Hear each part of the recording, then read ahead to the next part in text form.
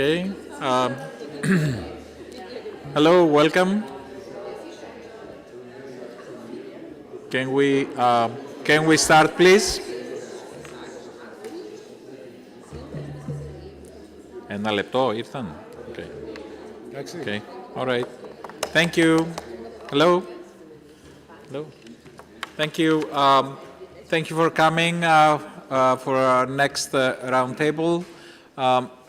Let's move on. The topic of the roundtable is about bridging the gap, and definitely there's a gap, I think.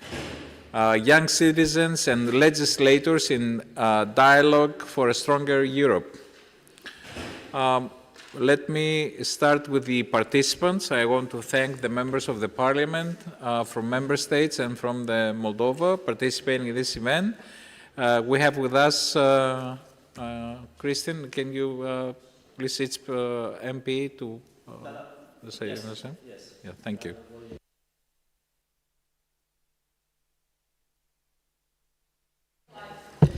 Bun.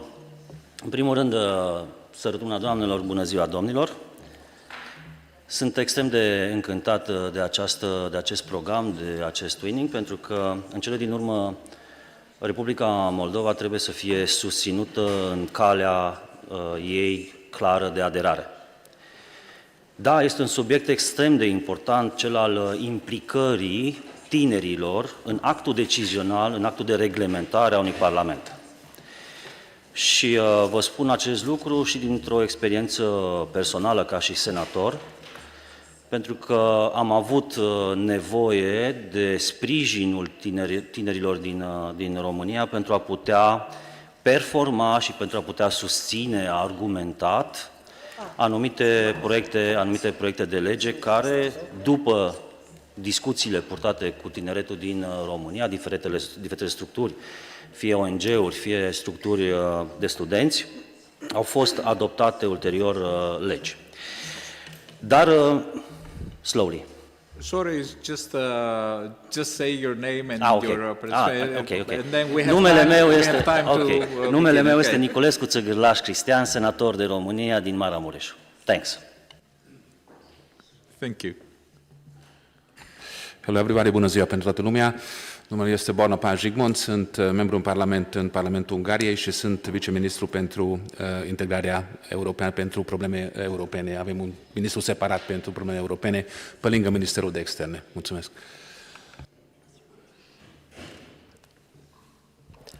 My name is Dagmar Belakovic. I'm a member of the Austrian Parliament and I'm very honored to be here in Chisinau today. Okay. And I will ask the Italian MP also to announce, because she liked us so much, so she wanted to join us for the second roundtable. Also, Stefan Stade. My name is Lia Quartapelle, and I'm a member of the Italian Parliament. Thank you. And please, the Moldovan Parliament. Sunt Larisa Novac, deputat în Parlamentul Republicii Moldova. Întrucât avem alți participanți la cea de-a doua rundă, sunt membru a grupului de prietenie, președinta grupului de prietenie cu Grecia. Totodată sunt membre a Comisiei Educație, Cultură, Tineret, Sport și Mass Media din Parlamentul Republicii Moldova. Bună ziua tuturor, eu sunt Sinchevici Eugeniu, sunt membru Parlamentului și la fel coleg cu Larisa, membru Comisiei Educație, Tineret, Sport, Mass Media. Mulțumesc! Mă numesc Alina Dandara, sunt deputat în Parlamentul Republicii Moldova și secretar al Comisiei Politică Externă și Integrare Europeană. Okay. All right. Thank you very much for the introduction. So, my name is Vasilios Zvolopoulos. I'm the project leader of the Twinning project that is hosting this event, together, of course, with the Moldovan Parliament. And good afternoon, esteemed members of Parliament, dear students and valued guests. Let me again thank the ambassadors attending the event. You know, it's a great honor for us to have you here. Again, it's a true honor to welcome you to our second roundtable of the day, focused on a topic that is vital to the future of Europe: how we build bridges between young citizens and their elected representatives. We're joined today by parliamentarians from 4 countries, each of which, now 5, with Italy again, each of which represents a different moment and momentum in the European project. From Romania, whose accession to the European Union inspired many across the region and showed the power of persistence and reform. From Austria, a member whose long-standing commitment to democratic dialogue and parliamentary cooperation is a model for aspiring states. From Hungary, a nation that brings its own unique voice to the European table and whose experiences are crucial to this discussion. And of course from Moldova, whose aspirations toward EU membership are driven by its youth, its institutions, and its unwavering European spirit. This roundtable it's not just a meeting of officials, it is a forum for listening. We are joined by university students, young leaders, and members of youth associations who are not the audience of the future, they are the stakeholders of today. Their questions, their concerns, and their ideas must inform how we shape policies and communicate Europe's values. As part of our broader Twinning project, this event represents more than an exchange of views. It represents a commitment to build lasting democratic practices, to elevate youth participation, and to make the accession process something that is not only understood, but owned by the people, especially the next generation. Let this discussion be dynamic, open, and constructive. I invite all participants, MPs, and students alike to contribute with sincerity and purpose. And I will also ask you and the participants to find time, to allow time for the students to participate with questions and comments if they wish. So thank you for being here, and let us begin. I'm going to start, well, what I did in the morning, and I urge you to look at this as well. This few days ago, the results of the Eurobarometer came out about the, I'm not going to get into the details, you can go inside and look carefully. This is the address, you can see it. You can see the latest results for the past couple of months. And this is an impressive announcement that, a result, that the public trust to the EU is the highest score in the last 18 years now. 52% of European citizens, including Moldova in that respect. They trust more the European Union than their national parliaments and even more than their national governments. So keep that in mind as a setting for this discussion because we're talking about the young people. The percentage of young people having trust to the European Union, it's even higher than 52%. I think it's 52 or 60 something. So that's an important, we're very happy. I'm a pro-European since I was 18. So anyway, let's go to the questions to the MPs. I will address questions to the MPs. We're going to have up to 2 minutes. Don't need to spend all 2 minutes per answer. Okay. The first question is, what role should national parliaments play in making young citizens feel represented and heard in the EU integration process? You know, it's about including the young people into the process. So let me start the same order. Romania first. 2 minutes.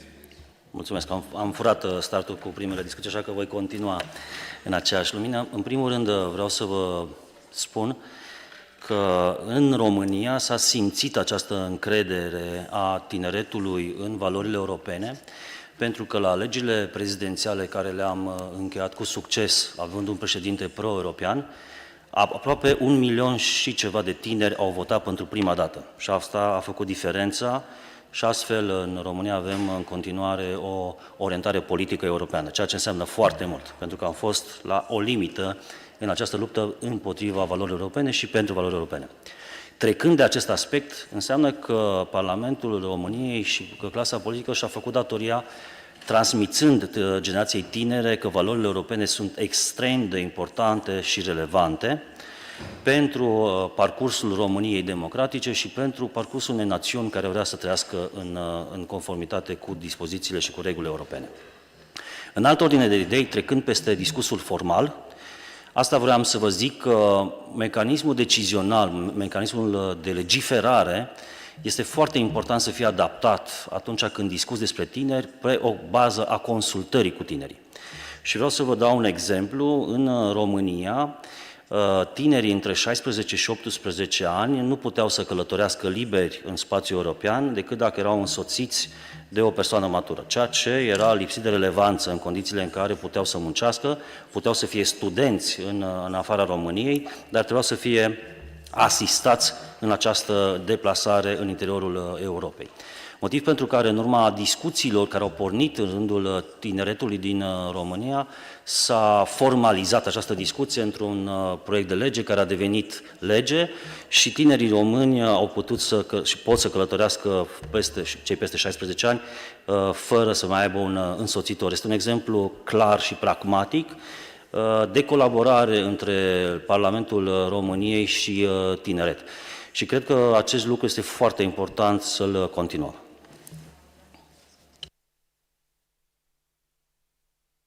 Thank you very much. Thank you, Mr. Chair. Thank you for the invitation. Congratulations for having this training program and leading this training program. Again, hello everybody. I think that if that survey is correct, then us as member of national parliaments should resign, because it means that the people have more trust in the European Parliament than they have in us. It's true, if the numbers are correct.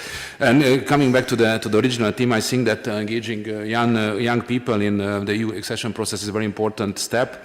And it demands also to recognize the young people as active partners as shaping the future of each and every country.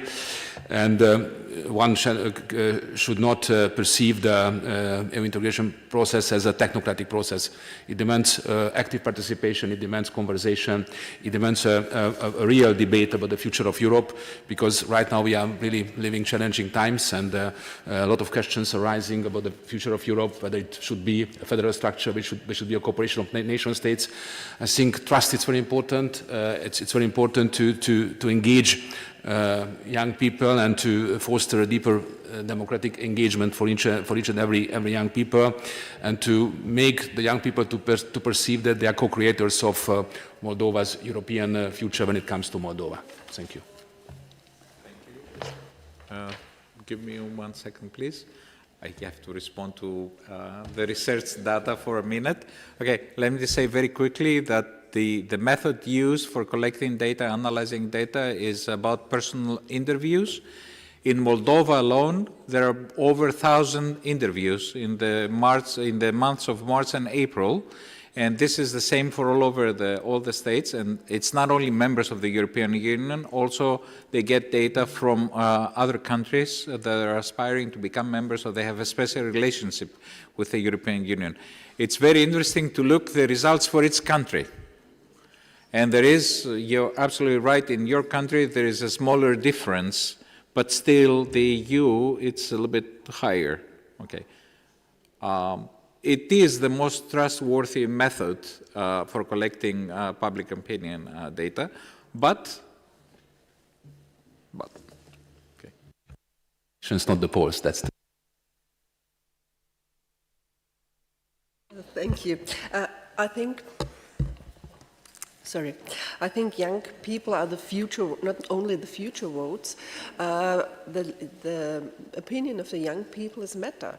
And it's a very important role for the parliaments, for the national parliaments also, for the EU, to help these young people to understand some roles of legislative, of policy, how the EU does work.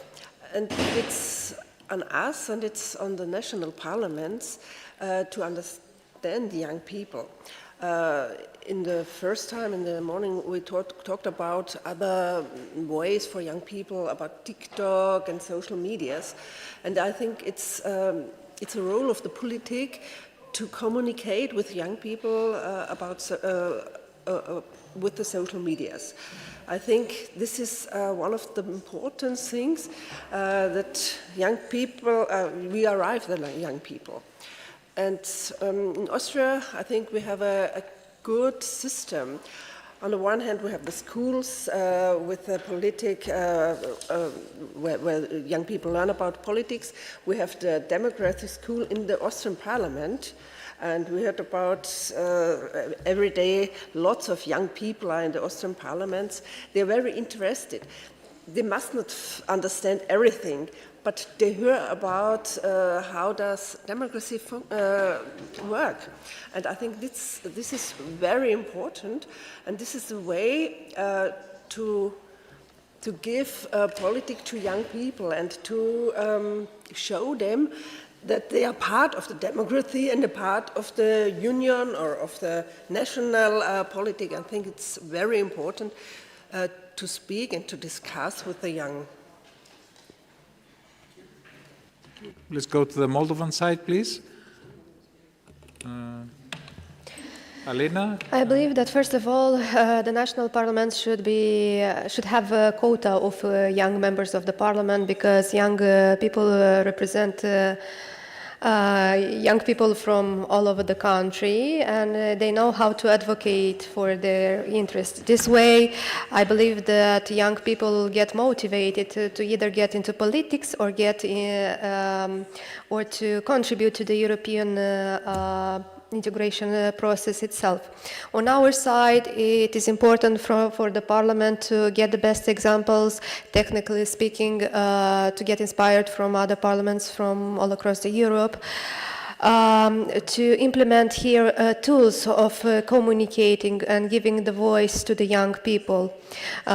For example, as I have mentioned before, the young people from Moldova can use the Parliament as a national platform to organize different social events, to speak about different actual problems.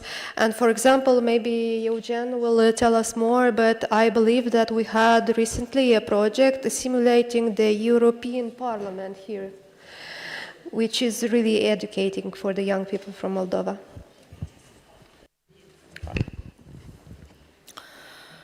Deci dacă aș răspunde la întrebarea pe care ați adresat-o, aș zice scurt, să implicăm și să-i tratăm de la egal la egal. Acum, noi, în Parlamentul Republicii Moldova, Partidul Acțiune și Solidaritate are cei mai mulți tineri deputați. Asta vorbește despre maturitatea partidului și deschiderea față de tineri de a implica în politică. Exact așa și la nivel local, avem alegeri locale, noi am avut în anul 2023 și, cum spunea colegul din România, că tinerii fac diferența și tinerii salvează situația uneori, așa s-a întâmplat și la noi în anul 2024, atunci când am avut alegeri în Republica Moldova, iar în turul 2 am observat că tinerii au fost mai activi. Au fost cei care s-au implicat și au ieșit la vot și asta este de apreciat. Trebuie să-i încurajăm. Cred că un test va fi la toamnă, la noi, în Republica Moldova, să vedem care este deschiderea partidelor politice de aici, din țară, de a face o listă inclusivă, așa încât nu doar prin declarații, ci prin acțiuni concrete să implice tinerii, să aibă încredere în ei și să nu-i trateze diferit în sensul în care nu neapărat au experiența. În schimb, au curaj. Și de multe ori politicienilor cu experiență le lipsește această parte de curaj. Un exemplu aici sunt 2 colegi de-ai mei tineri și eu sunt mândră că avem mai mulți tineri în acest Parlament. Mersi. Yes. Hello, everybody, and welcome to the Parliament of Moldova. I just joined now, so I'm happy to see so many high-level and friendly faces towards the Republic of Moldova. and I also welcome all the students and young people. It's important that you're here and that you see how the processes are taking place.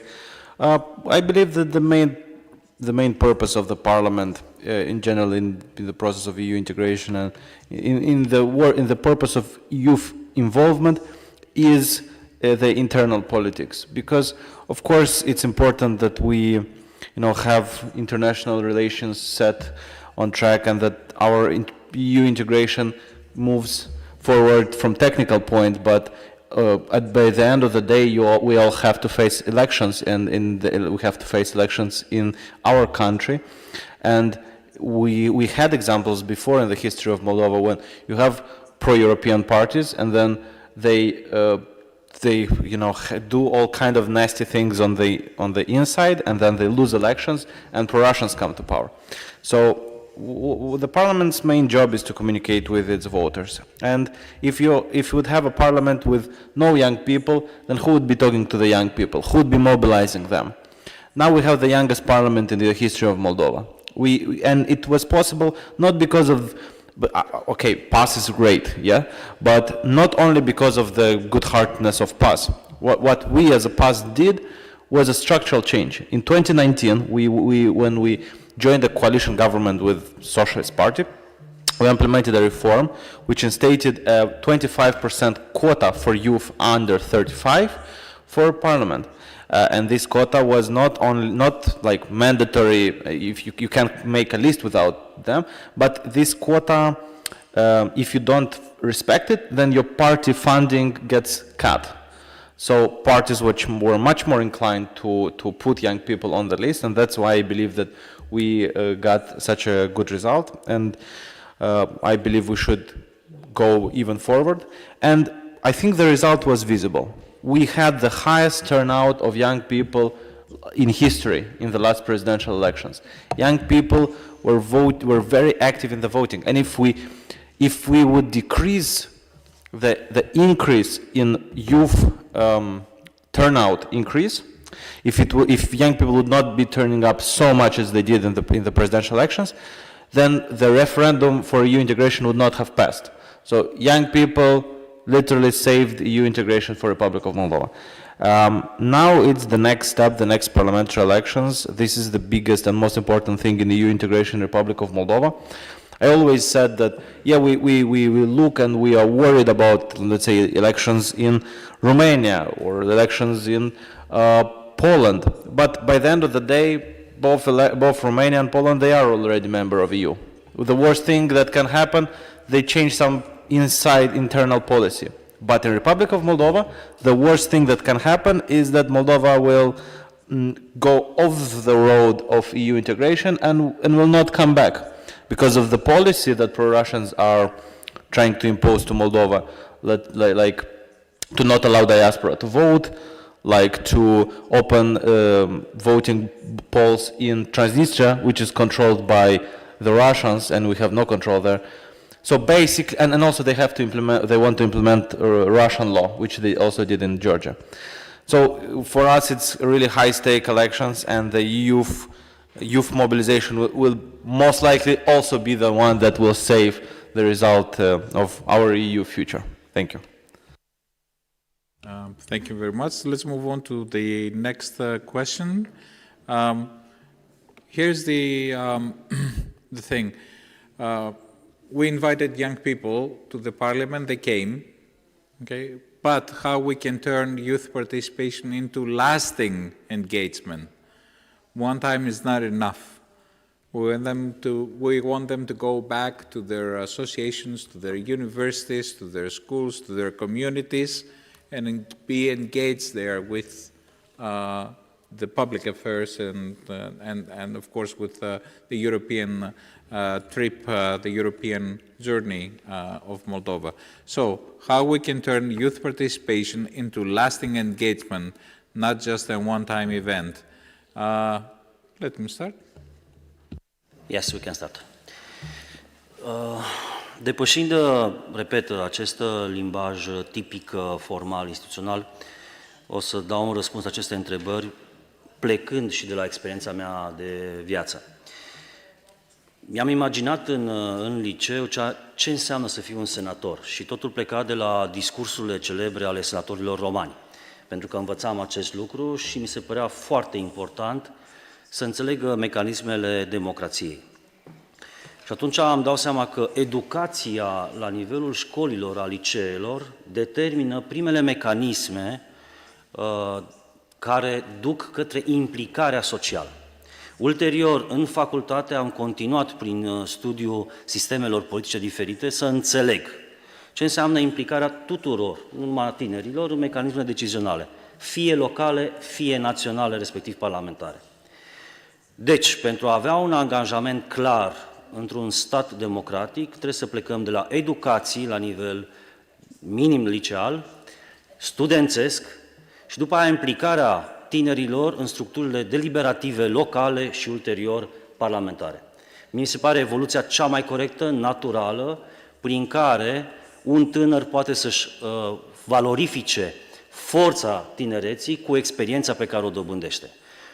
Cam asta este, zic eu, cel mai important lucru. În afară de asta trebuie să avem o bază de date clară cu toate structurile de reprezentare a tinerilor și ele să fie consultate în mecanismele decizionale de legiferare a parlamentelor.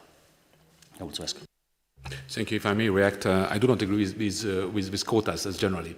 I do agree that we need dedicated channels for young people. And as a father of 5 boys, I consider myself still young, and I think that it's not a question of age. It's a question of ambition. It's a question of faith. It's a question of belief in democracy. Certainly, we have to engage young people, and I think it should be a merit-based process. As the enlargement process should be a merit-based process, and also the implication of young people, which I consider very important, by the way, very important, by the merit-based process and not based on quotas, because I don't think that quotas are a solution.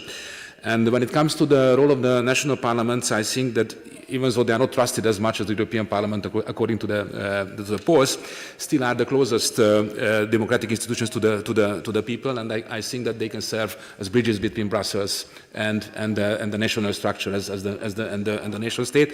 And yes, we need consultations, debates, and even youth assemblies on EU matters to bring the European Union closer to the young people. And we also have this kind of engagement as a Youth Council of Integration. We dedicated especially channels for the young people to make them as much implicated as is possible. Thank you.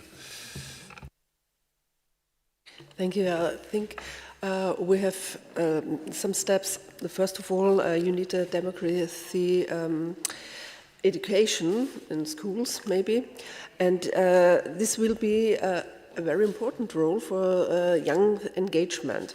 But on the other side, young people learn to be critical citizens and to become critical democracy citizens. And the national parliaments have the responsibility to inspire young people. We often see it in Austria, maybe. The EU is far away, but the national parliament is here, and so I think it's the role of the national parliaments to help young people and to educate the young people in democracy and to become engaged young people.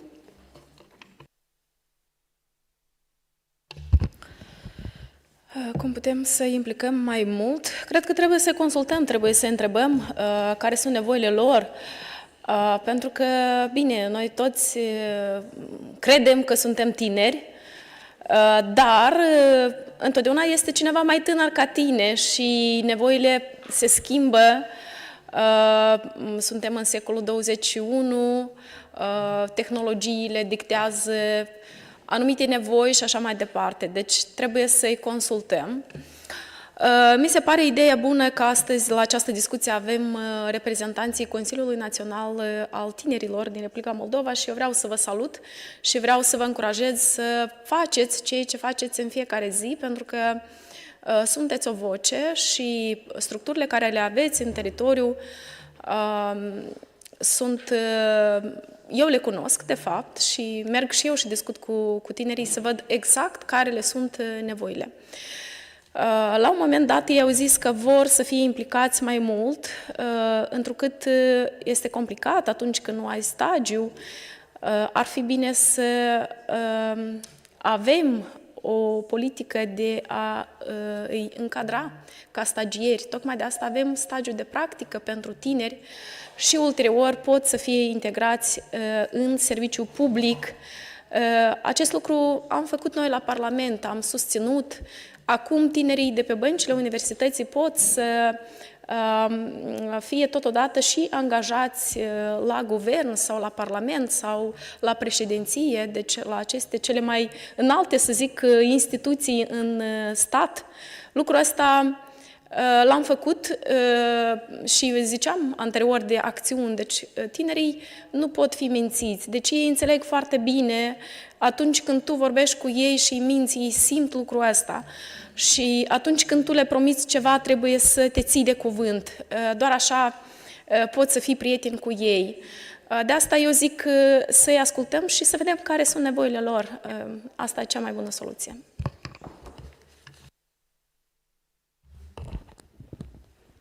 Da, eu in English. Yeah, so I also I think the most important part is to get youth involved in the decision-making process. We have, you know, a youth organization of political party PAS, which we use as a platform for which we train young people in order for them to run to office. Because nobody's going to represent young people better than a young person themselves. So we train young people, then we help them run campaigns for local level, local councillor, to be mayor, in the national elections as well. When we have young people in power, we try to support them to bring policy and change in their locality. And in general, as a youth organization, we also try to create a platform. For instance, we are running for these elections in 2025 in autumn, and the program which will be used, from which, if we win, we will take the government plan. So the program we create as a youth organization, and we put it up for consultation with the youth. And the youth organization and the youth NGOs can participate in consulting our program. And this is the most direct way to involve and to influence policy moving forward. When I started doing politics in 2018, 2017, we were telling people, so if you vote for us, then the number one problem that we'll solve the next day we take office will be the condition of infrastructures in schools, especially toilets. We have a big problem in the Republic of Moldova. We have a lot of schools with toilets outside, not great conditions for young kids. And we promised, if you vote for us, this is going to be our number one priority. And when we won, we increased the budget for repairs in school infrastructures. It was 5 million lei, we increased to 25 million lei. We went out and sought the support of International Bank, of UNICEF, and now we are on track to get this problem done, resolved once and for all. So this year is going to be the same. We will create a platform by involving youth, and then give youth this option that if you vote for us, this is what you're going to get. Additionally to what my colleagues have mentioned, like empowering young people, educating them, and slowly introducing them to the public service, and this way they will contribute to the acceleration of the European process.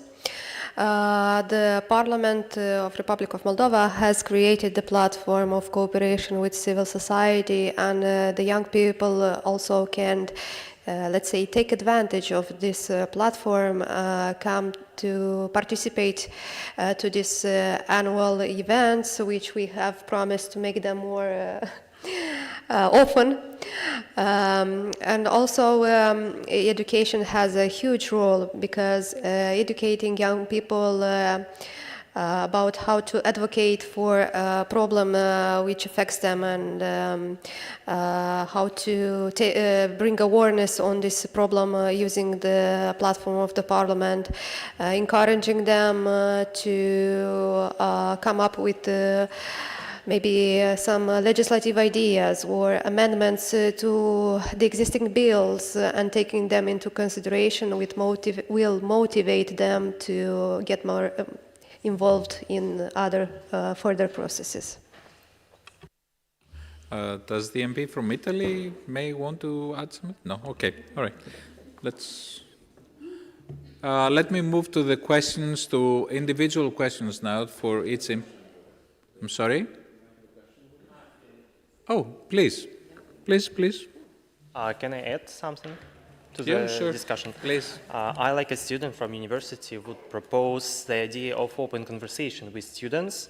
And so parliaments have a really controversial variant of law, and they need to engage youth of parliament life. The proposal going to university or a specialized association of students, or just young people, and make these meetings informal and open discussion, during which they can create ideas, propose changes in this law. And the main thing, if they have law in ecology sphere, they will go to Eco Youth Association. If they have law about freedom of press, they will go to the journalism students and discuss these problems. And if we have these meetings regularly like students, we can understand Parliament work, we can interest in Parliament, and maybe in future we can go and to be a representative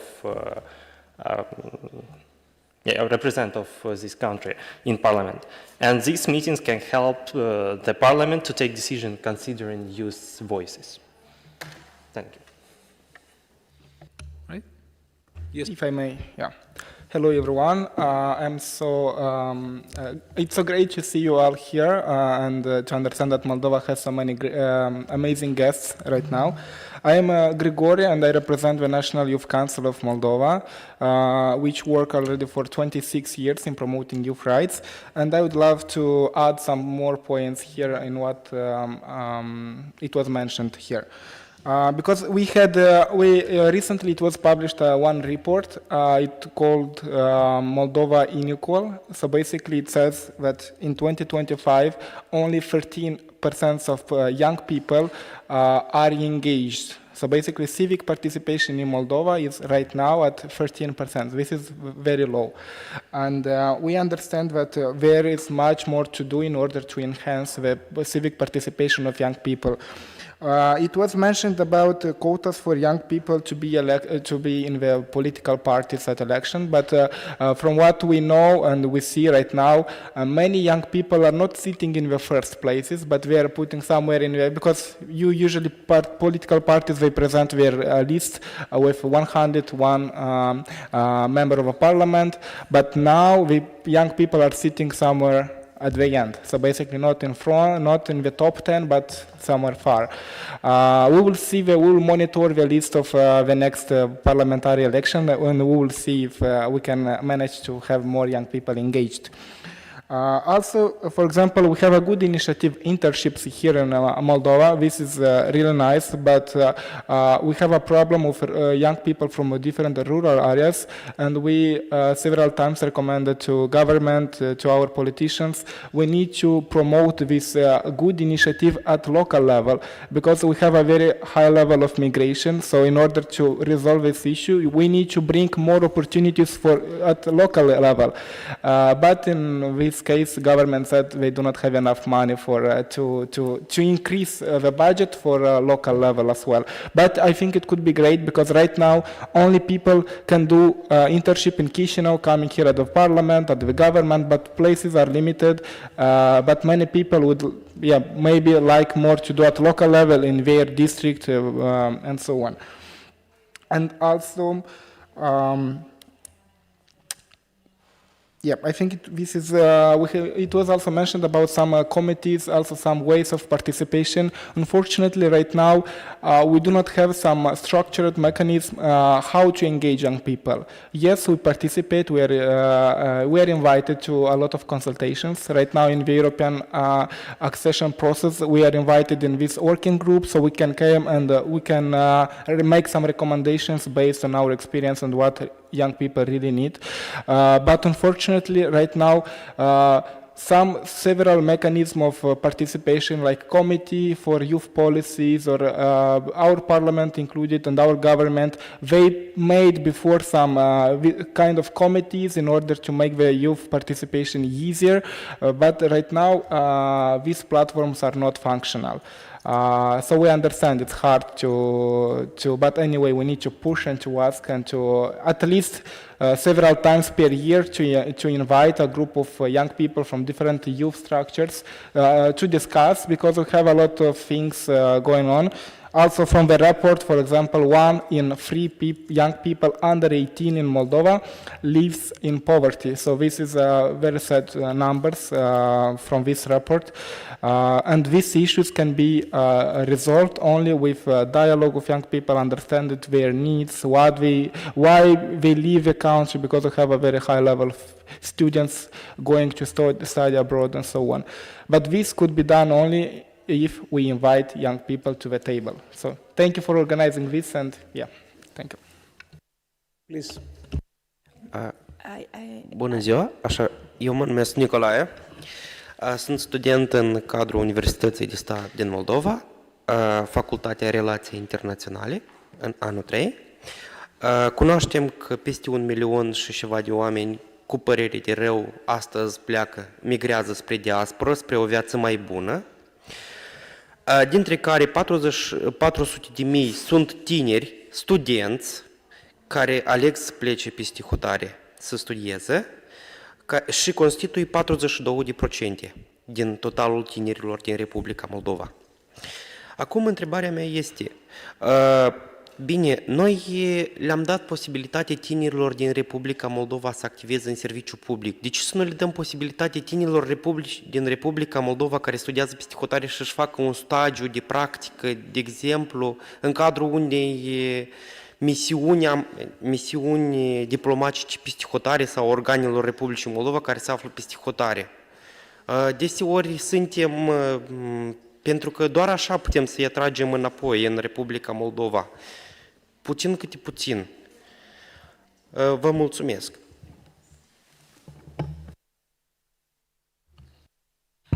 I'd like to respond to what Gregorio was saying. In Italy, we have an organization, not an organization, but a structure that is youth city councils, or city councils for the youth, which is not bring young people to the consultation table, but just recreate town halls or parliaments. We do it also with European Parliament, and let young people do the same. So have an agenda, decide an agenda, decide who takes what item. Some people are in favor of one item, some other people are against this item, and they decide. And then they bring to the consultation level something that has been decided. So you make young people experience democracy in a parliamentary or in a council level, and then they bring the issues to the consultation table, and this gives them two experiences: the democratic experience, but also to be consulted. Second thing, I just seeing Moldova from outside, I understand you want more young people involved. I heard the discussion about quota, and it is a discussion that we also have in Italy. If I may, I also would like to give you a feedback, which is that you have a very young ruling class, very, very young. You have a very young president, you have very young members of parliament, you have very young ministers, very committed, and in my opinion, very capable. So I understand this is a young country, you want more people to be involved, but if looking from outside, you did already a big piece of the road. Thank you for this intervention. Do you want to add something? Yes, please, Mr. Milos.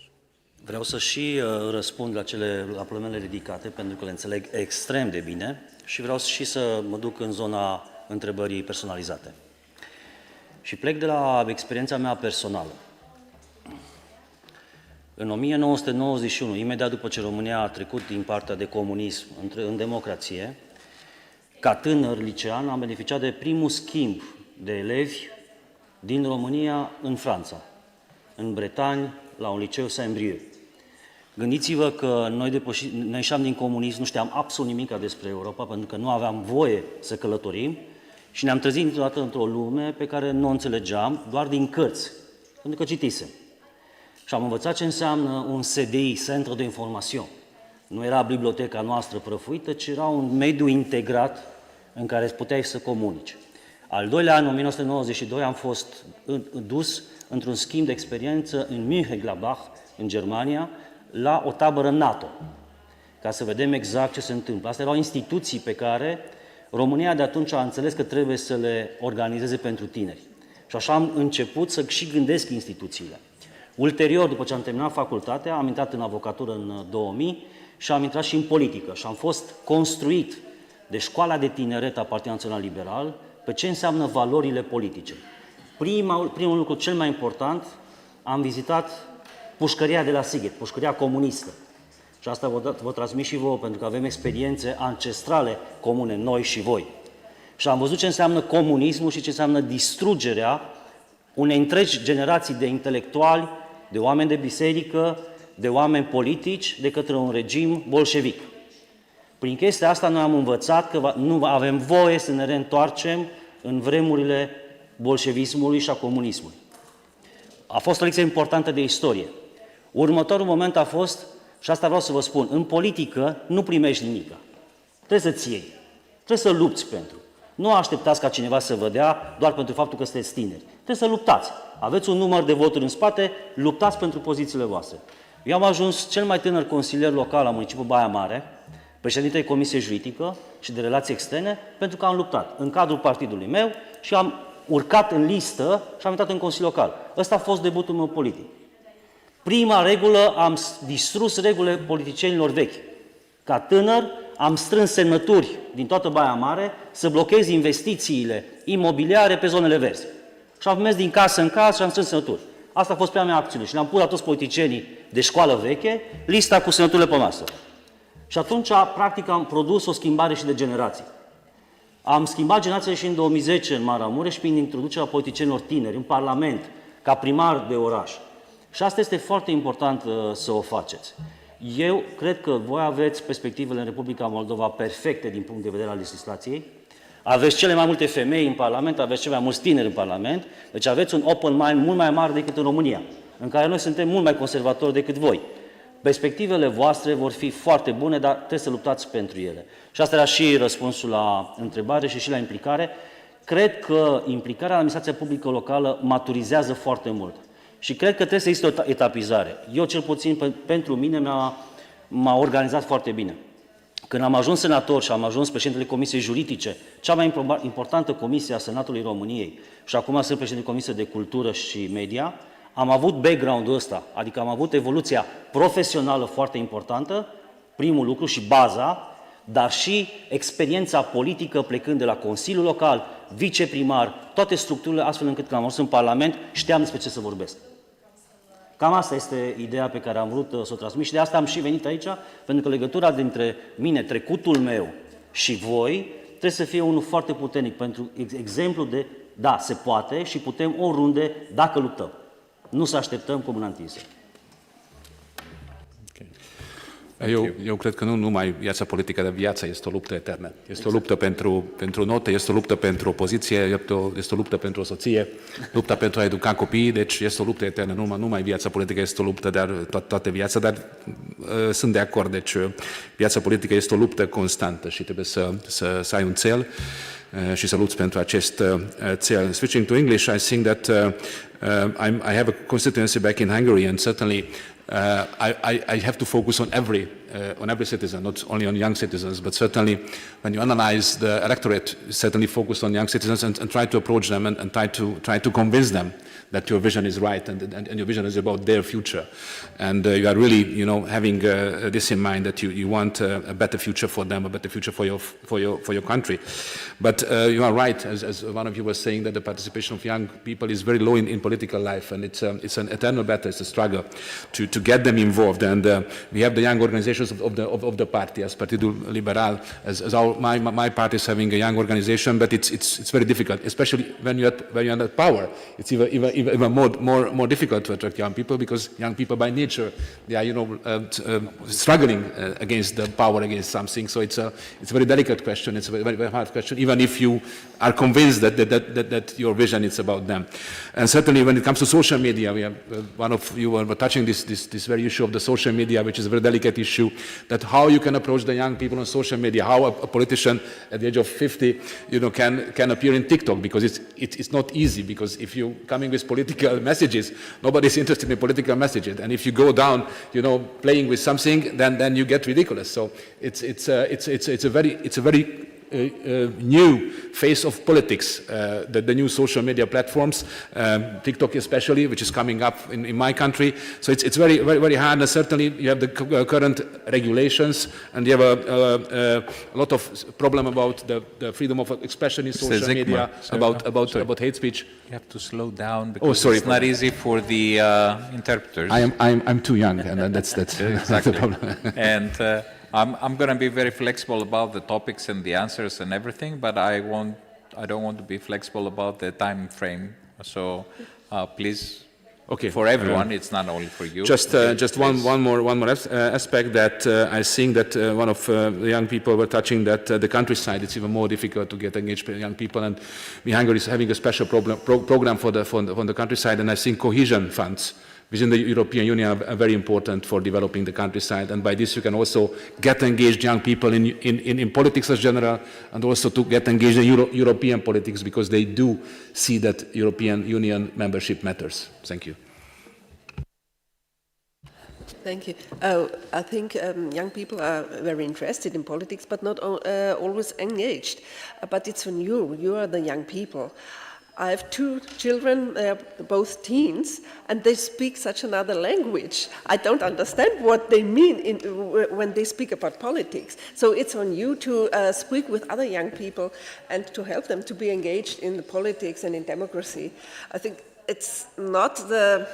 I think we in Austria, we have such a lot of schools for democracy, and we help young people. And in 2007 in Austria, the voting age was lower to 16 years. I voted for it, but I'm not sure if all young people want this and all young people understand this. But I don't know if they understand me. So when I speak to young people, I often think they have to speak with each other. They have their own language.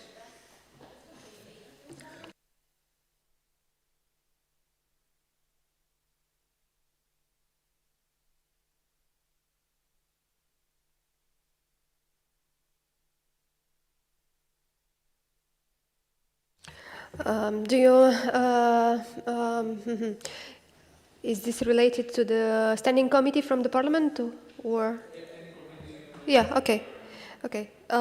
Because I am a member of the Standing Committee Foreign Affairs and European Integration, so we have on the agenda as priority European accession and acceleration bills in, and Also, every time we pass a bill through the committee, I make sure to have in my mind some kind of national mapping to see which regions will, from Moldova will benefit and which young people will benefit. Like, for example, we have now the financing of a, let's say, building model schools all over Moldova in order to increase the education from people from outside Chișinău.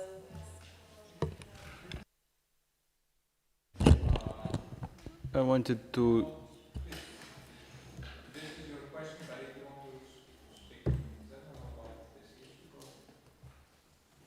No, am vrut rapid să spun, să comentez la întrebarea despre stagii. Este o idee foarte bună să facem program de stagii și la ambasade. Până acum a fost guvernul, Parlamentul, președinția, noi ne-am pus ca scop să extindem acest program și chiar mi-am notat ideea și sper să putem să implementăm și la ambasade. Cam asta.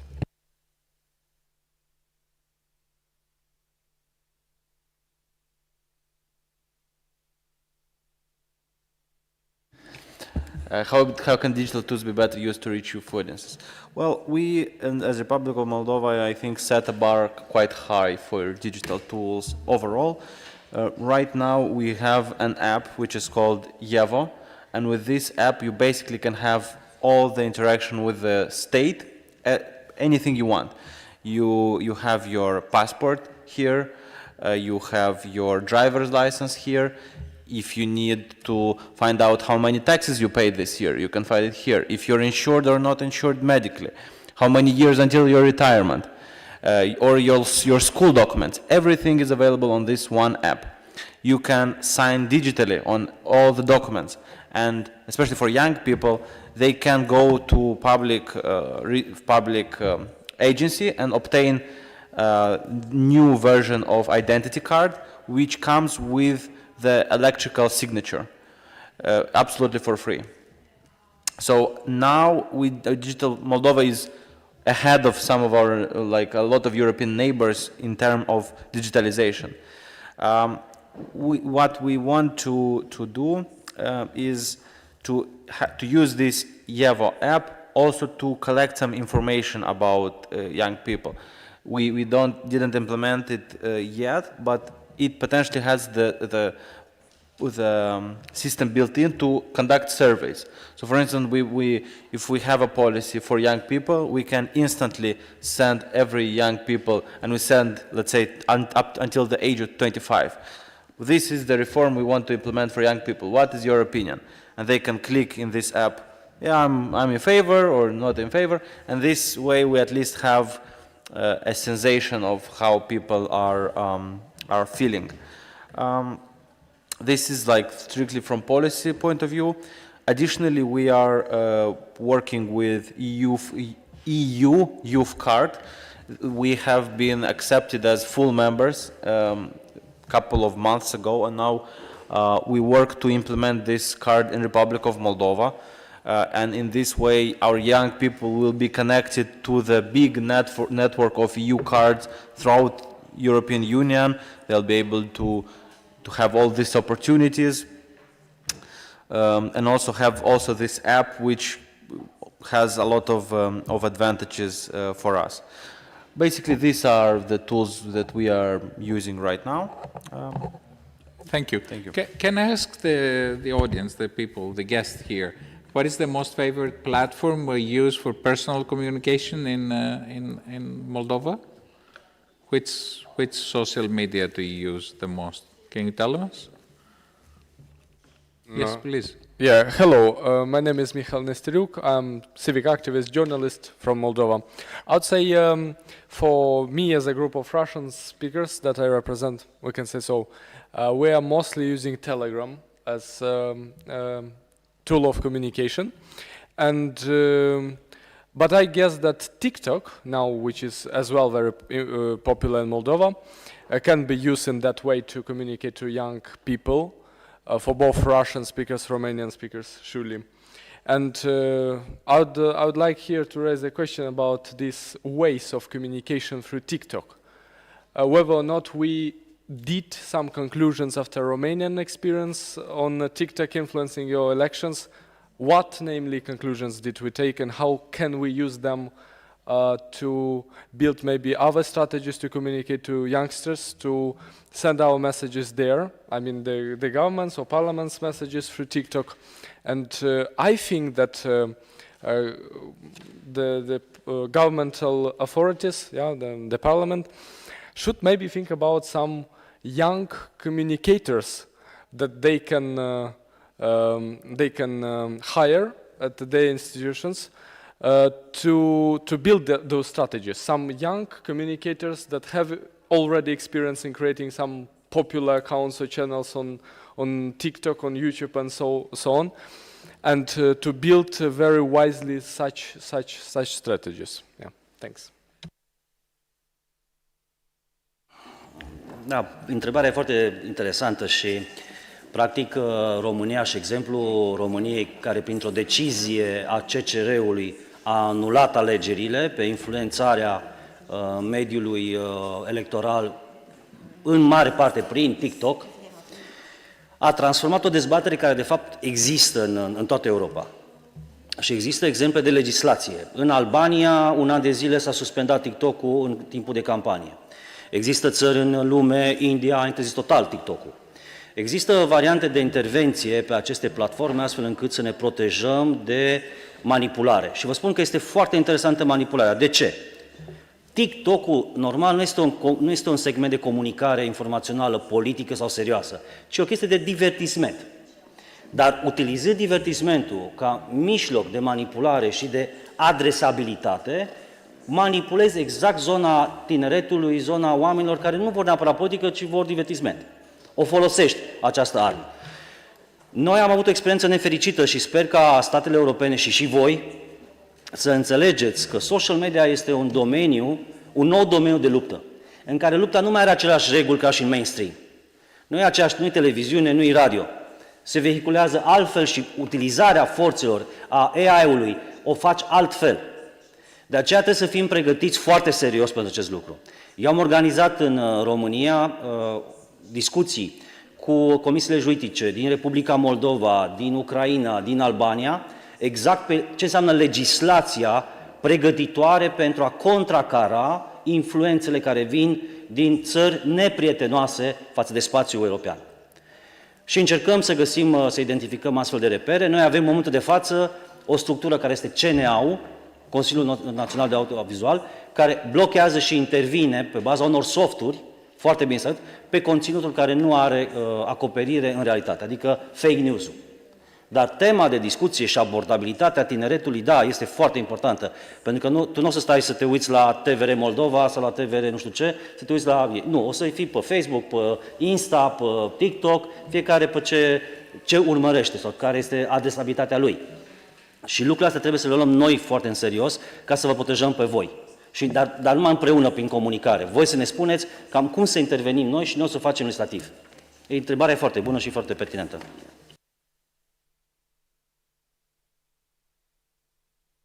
Okay. Yes, please. Good afternoon. My name is Frunze Evelina. I'm a member of the Law Student Association from the State University of Moldova. I came here today to represent my colleagues, to represent the students from the Faculty of Law. And I would like to ask kindly everybody and to mention for Mr. Sigmund. We're all young here indeed, but we're young from different generations. And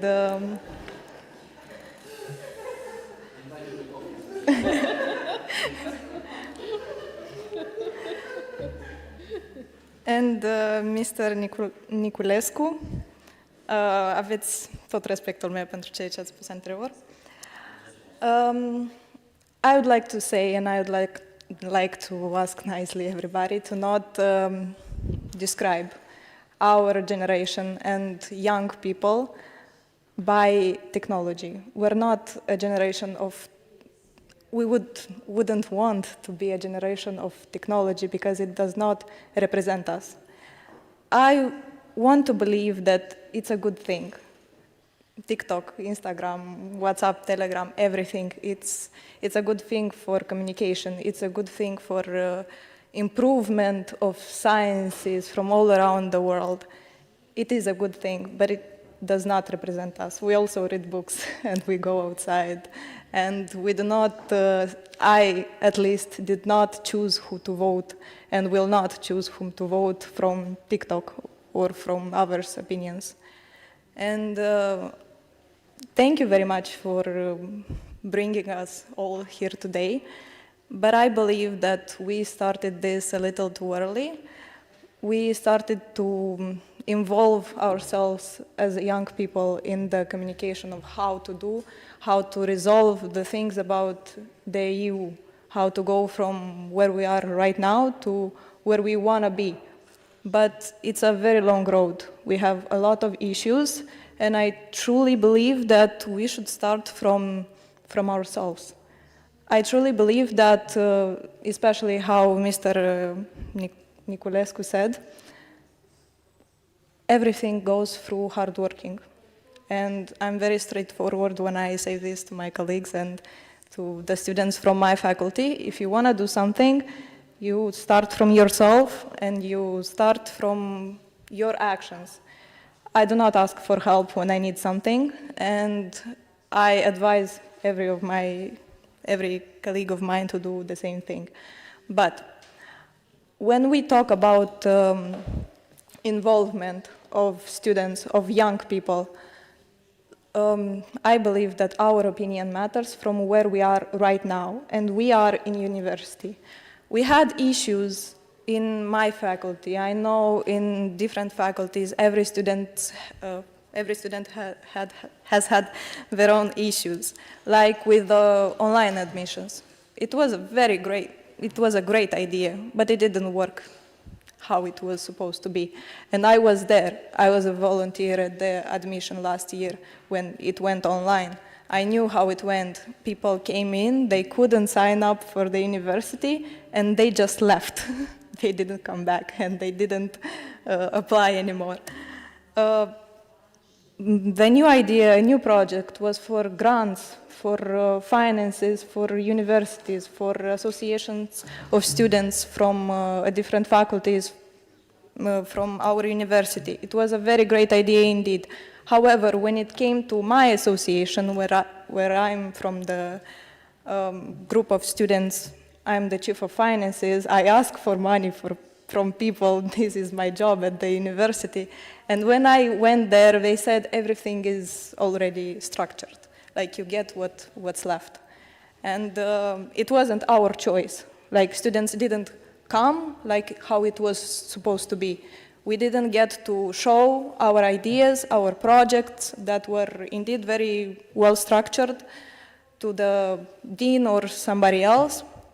We just went there, had to sign the paper that we agree with it, and we agreed with it because 5K of lays, it's better than nothing. And moreover, I would like to say, also for Mr. Niculescu, in my association there is a project. It's a change of experience with students from Romania. And I've been managing this project for almost 2 years now. And last autumn, when we had another round of students from Romania come from 5 different universities from all around of Romania, it was the voting time, the election time. And I remember we were walking beside the history museum here in Chișinău, and it was raining, pouring from the sky, and they just went, everybody was running to vote for pro-European Romania. It was 10 students, everybody running in the rain because they knew they wanted to get it done. They had an idea, they had a voice, they wanted to get it done. Unfortunately, the elections didn't go as planned. However, they still went the second time and they vote. This is the idea. We have We have already made up our mind. We know what we want and we can do it. We just need the quality of our communication to be better than the quantity of it, because it doesn't matter if you come here every day and we talk about the same thing all over again and again. In the end, we just want the quality of it all. Thank you. Okay, thank you. Being young from the golden generation of the 70s, let me just stress that nobody never believed that it was subject to deliberate influence, because every electorate is believing that it's voting freely on the basis of motivation, interest, belief, whatever. But still, we are talking about manipulation. We are talking about foreign interference, because you are right, Eugenio. It's a lot of good things in the telephone, but it's also the main tool of manipulation and foreign interference and whatever cyber attack and all the bad things we are talking about. And certainly, as a law student or as also a lawyer, without thinking side, Romanian election or interfering in the France interior matters. But it's from democratic lessons, learning from Romans or from the Greeks. When it comes to democracy, at the end of the day, the people should decide, not a court, not a government body, not an authority, but the people at the very end. And are facing different situation, and it's an eternal question when it comes to European Union, when it comes to United States election. Look at the United States election.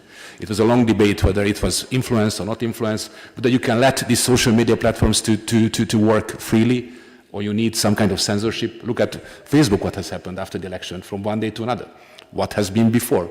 What does it mean to have a censorship? What did it mean to have a censorship? Because the owner of Facebook declared that it was censorship before. Who is the guy sitting with the pen behind the doors, behind the black window? So it comes to the very root of democracy. How we should elaborate the system to eliminate malicious foreign interference, but at the very end to let the people to decide, not somebody sitting behind TikTok or sitting behind any social media platform. And to answer just very briefly to the question which I received, I think that the clearest lesson which I've learned, I think that young people reject top-down messaging, and they want honest dialogue and not slogans. And I hope that we are not wording only slogans, but we really have and had an honest dialogue. And I think that credibility and respect of subsidiarity are key when it comes to young people. Thank you. Thank you very much. Just I want to say that definitely your generation should not characterize just by technology, that's for sure. But there is no doubt about it that you're using more technology than ever before. Okay, that's the main. Then there is another issue. I don't know how to deal with this personally and professionally, but anyway, the other issue about the if the social media, whatever platform it is, it should be censored or not. That will be the debate to come, I think. Personally, I may not like the censoring, using the law to forbid things like that. But I think if there is a crucial difference here, and that's what we must understand, there is one thing to have for people to present freely their ideas, their notions, whatever, through a platform, for example, and there's another thing to have fake news or whatever to reproduced in the millions or in the thousands and millions, okay, by machines. So that's a big difference. I'm more that on the side that people should express themselves freely, and I definitely agree with you that at the end, at the elections, that's what should count. And but on the other hand, I'm really puzzled by the technology and the way that intervenes in our lives. Okay. Anyway, thank you. Let's go. What is one challenge you faced when engaging younger citizens? I think there's one. There are many more than one, but anyway.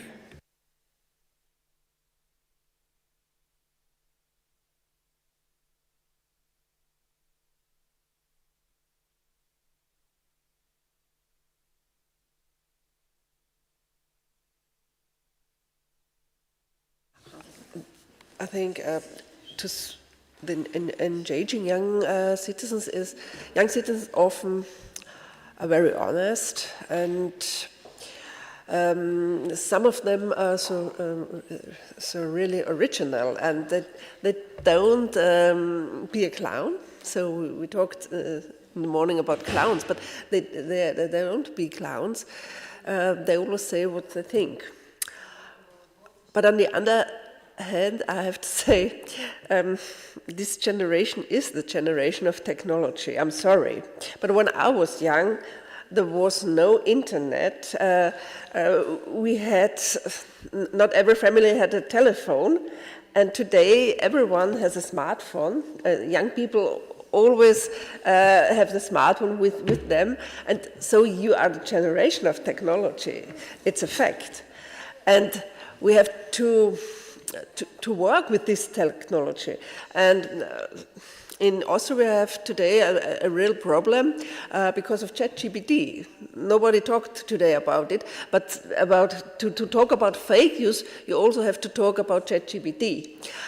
But on the other side, you can say in Austria we have the Austrian Parliament has his own channel by TikTok, and these are not fake news; these are information.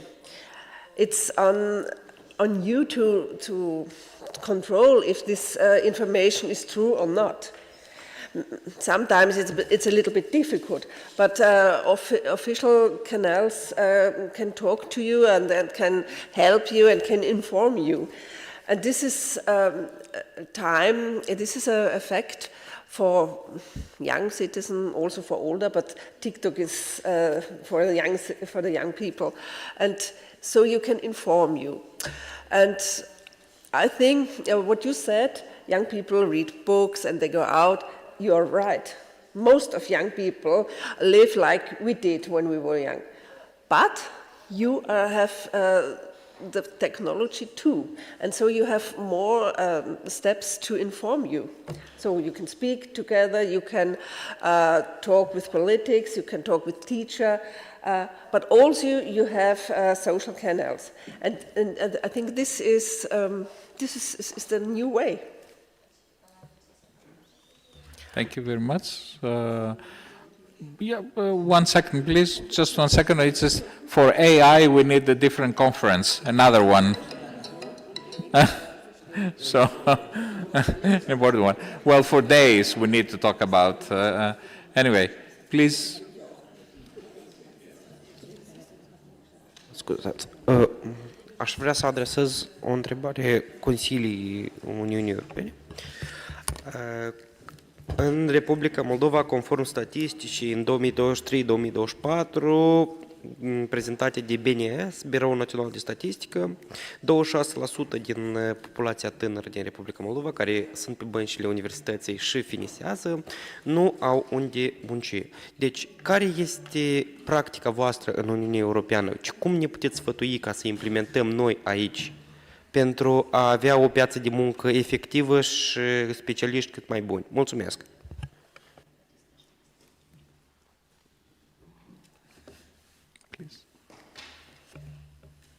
I think this is a huge challenge. Italy was like that when I entered Parliament 10 years ago. We had a youth unemployment that was around, if I'm not mistaken, 25%. So it is something that you should know. Also, countries that are bigger are inside the European Union since earlier and are richer. It's a challenge that we all face. We worked a lot on it together with the European Union, especially in terms of what we call NEET, which is people that are nor in education nor in employment. So young people that are 16 and they stop going to school and they just stay at home and they do nothing. Especially young girls, which is, they wait for a husband, which is really, especially in the South. And with the European Union, we did lots of training programs, lots of internship programs, and it was a long process. Youth unemployment lowered. It still is higher compared to other generations, but really is a matter of finding right policies for people to experience either different kind of training or different kind of experiences in jobs. And I'd like to stress one point. There is an Italian former prime minister, that is Enrico Letta, that did a report, which is the Letta report. In the report, it's written that young people should have the right to move freely inside the European Union, but also to stay in their home country, which I think is something that is very relevant both to Moldova and to other countries, especially Southern European. It's a pity that our Greek colleague left, but he would say similar things than what I'm saying. And this is something that we should really work on. I mean, the European Union should be also an opportunity for people to stay where they are, to get a good education where they are, to get a good job where they are, to find a way to be entrepreneurial where they are. And we should really use the opportunities coming from the European Union in this respect. Thank you. What I want to say is that, because you mentioned the Greek, you know, the last decade we had an economic crisis in Greece, a very difficult period for more than 10 years in a sense. So we had the so-called brain drain.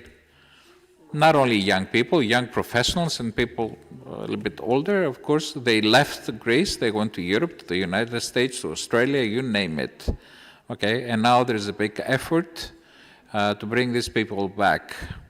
There are many ways to do this. I don't know which one is going to be best for Moldova, because Moldova has a similar program. A lot of its population, let's put it this way, active population, works now and lives in other countries in Europe. So you need to find innovative ways to invite them back. And Mr. Zygmunt first, and then just one sentence to answer to a young friend. You are very right. Europe has to regain its competitiveness. Besides the Letta report, we have the Draghi report, and we have the Budapest Declaration on competitiveness. I think this is one of the main issues facing the European Union, because we have a lot of regulations which makes the business environment very, very complicated. We have the GDPR system, which the US and China does not have. We have high energy prices, 3-4 times higher energy prices than China or United States. And we have a lot of other market regulations which are basically hindering the economic recovery of the European Union. So I think competitiveness is one of the key elements, and we have to focus later on in the European politics on competitiveness. Thank you. Eu o să vă spun altfel cum stau lucrurile și vă spun din experiența noastră. E o mare diferență și de asta e foarte important că România e alături de voi, pentru că, repet, avem același tip de mentalitate și asta este foarte important.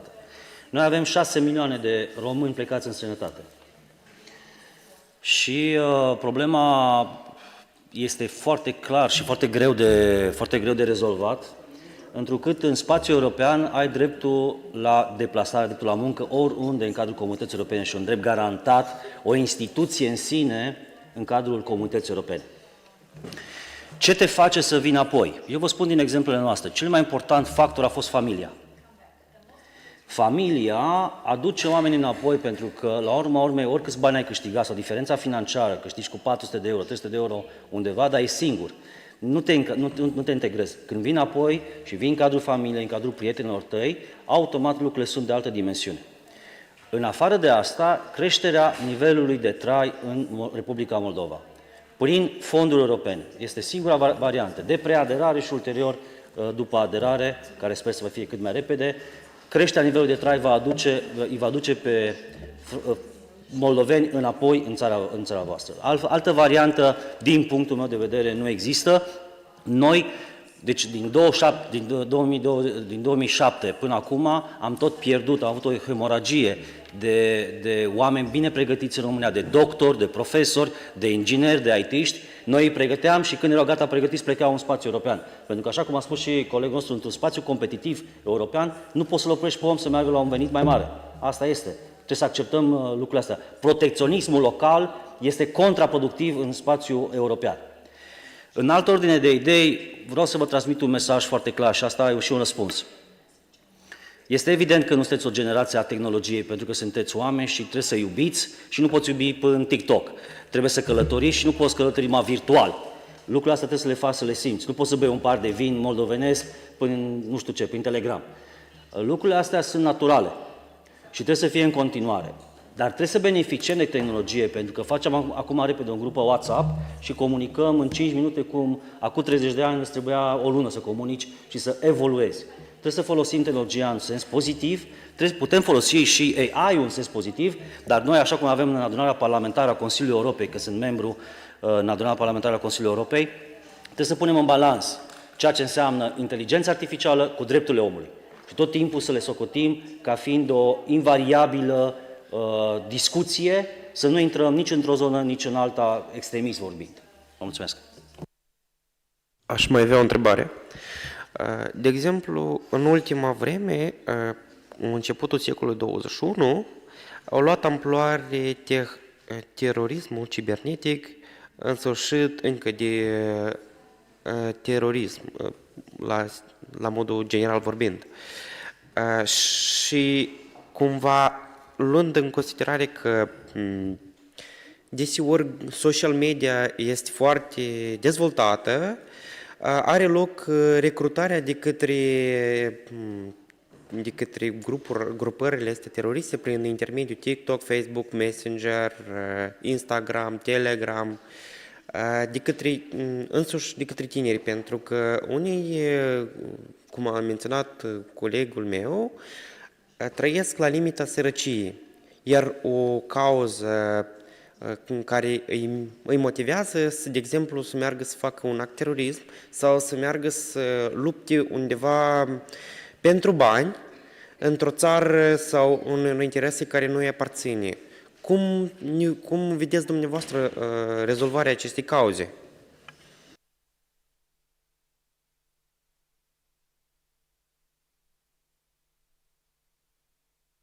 If nobody's willing to answer, I can add one sentence. I think if it's a panel case, that's very concrete. So we have, even in social media, there's very concrete cases of panel cases. Ceva este un caz penal, atunci este foarte clar. But the problem is when it's in the borderline. So it's not classified and clarified as a penal case, as a legal case, which fits into the penal code, then arises the problem, the influence and the motivation and the instigation. So that's why we have discussed even here about the problems of the social media, about the problems basically you cannot really regulate the social media. That's the point. But when we have penal cases, then it's very clear because every national legislation has this regulation of having penal cases, and that's another problem that you have here. You have the national sovereignty structure, the national state structure, and you have the international structure when it comes to Europe. And there's some regulations at the national level, and there's some regulations at the European level.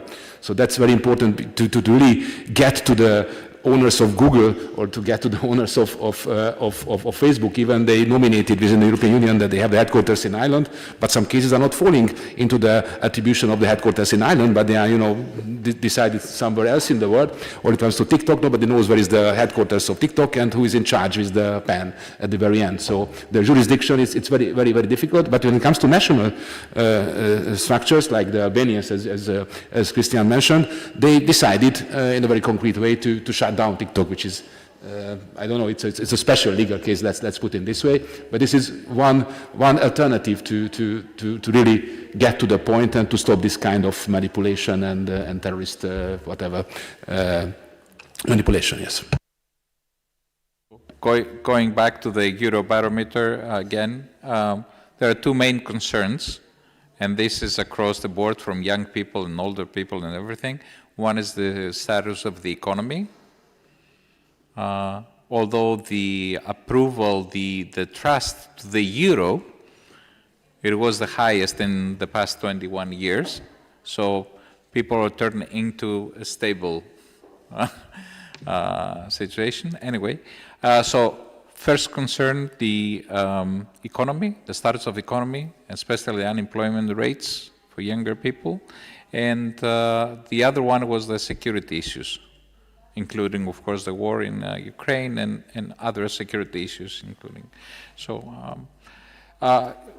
we'll be glad to have more questions from you instead of, because we're running close to the end of this workshop. Please. I would have another question about an experience I had in my university again. We had elections for a dean at my faculty, at the Faculty of Law at the State University of Moldova. From the ministry, as we understood, it came the idea that we should give voice and opinions to students that learn in this faculty, in the law faculty, to have a say in the elections. Like we, as students, we choose who to represent us in the election process. We can choose our dean. When it came to the day, we voted. Everybody was extremely happy because most of the votes were for the dean that was before. And we supported him, he had our support. And when it came to the Senate of the university, when the sum of the votes from the faculty and from the Senate added, still the dean that we supported, the students from the faculty, he had the most votes pro, but the other one was elected because he was voted more in the Senate. So the idea of giving the voice to the students to choose the person who will represent not only in the university but everywhere was in vain. And my question is, if that would have been a case in your country, from a university, from your country, what would you do to make that up? Okay, let me give you very quickly the example of Greece, because we don't have here an MP from Greece at this point. Well, we've tried this in Greece and it failed miserably. Okay, so a couple of years ago we took him back. So now the students are not represented in the universities, in the Senate, we call it, or whatever it's the instrument. So that's the idea of Greece. It did not work very well, and especially for electing new faculty, the students had a saying but never a vote. That's the idea. And I have also a lot of experience with universities, not only in Europe, but in the United States as well. Still, I cannot find a system where the students have voting rights in the election of new faculty members. So,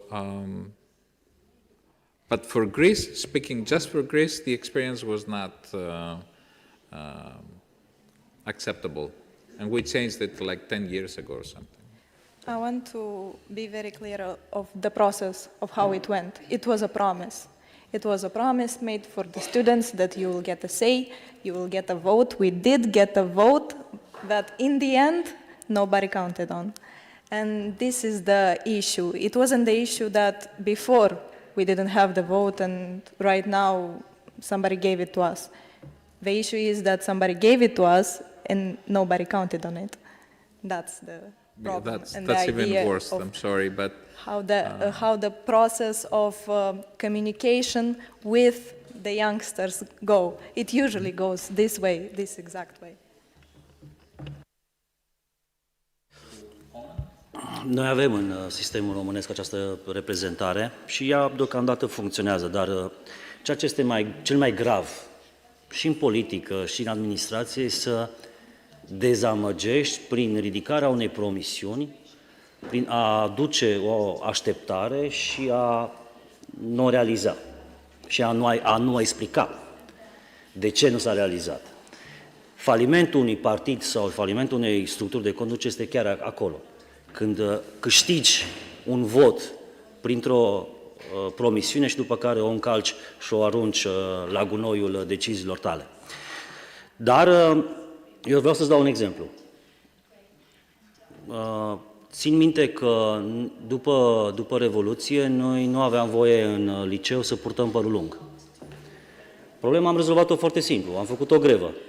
Acum la mine nu mai e cazul să lupt pentru părul lung, că nu-l mai am, dar să știi că manifestările pe care poți să le aveți voi pentru a vi se respecta promisiunile pot să fie și unele mult mai active, mult mai pronunțate. Și discuțiile cu Senatul trebuie să fie foarte directe în cele din urmă. Și eu cred că dacă voi puneți presiune suficientă și corectă, o presiune corectă, veți câștiga. Luptați pentru ea.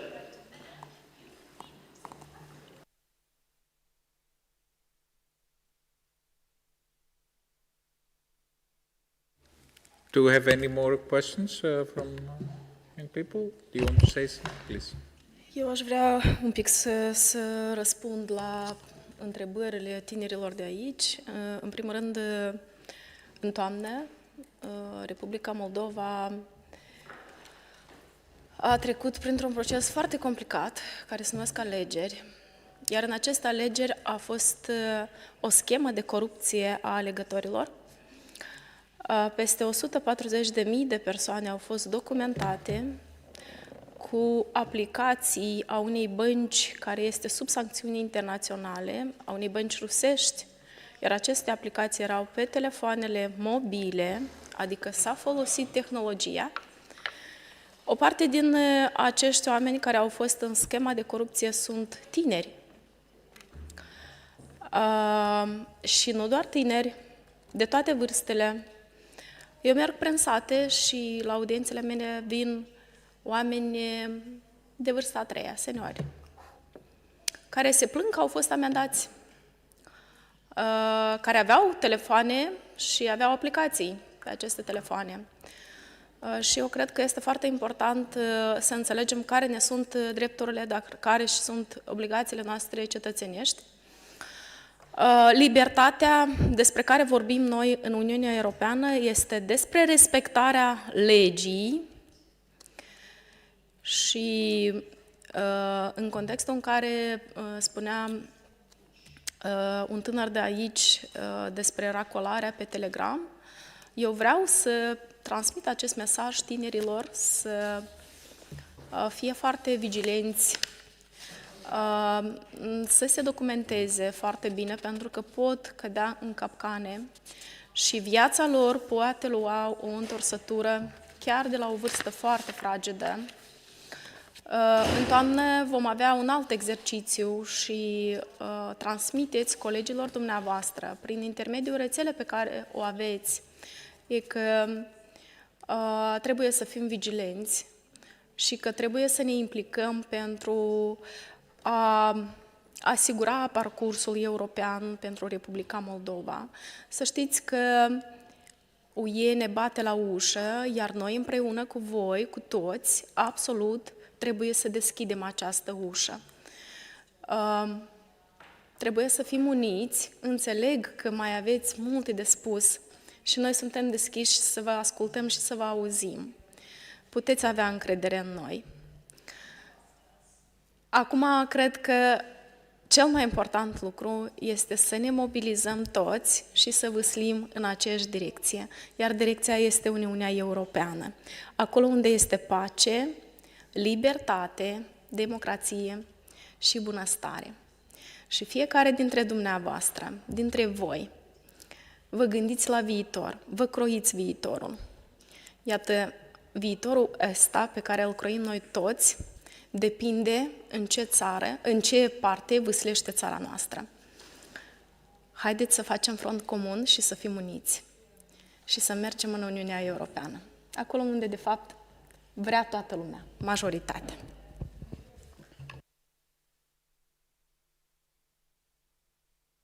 Thank you very much. We have like 5 minutes, less than 5 minutes to close. So, if there are any statements, short statements that you wish to make, or final statement? No? Okay, so let me thank you again, truly, for your participation here. I wish we had more time and more venues and ways to ask questions. Technology is very important. AI is very important. It's coming to our lives. It's already here. Economy is not doing well. Everything we did, I agree with the MP from Hungary, Zygmunt, right? That we have a lot of complex frameworks in the United States, in the European Union, and we need to do a lot of work. We failed in attracting young people to come back to our countries, to come back to Europe, and we need to do a lot of work in this respect to minimize, to be more flexible, to minimize all the difficulties that young people encounter, and they are forced to leave their countries, Greece, even other European countries as well. So, thank you so much for being here. Please, you want to finish? Yes. I would like to add. That we know that being European is actually a great responsibility. We appreciate all the opportunities, all the support, but we have the intention to contribute as a country to the common security and peace of Europe. And I would like to also thank to these young colleagues because they have this great role to contribute to improvement to the improvement of our educational system. They have the role to keep an eye on us, to criticize us, because we know that we can do everything better and improve in time. And they have the role to become the next leaders. So good luck with that. Thank you very much all. Have a good evening and a great weekend as well.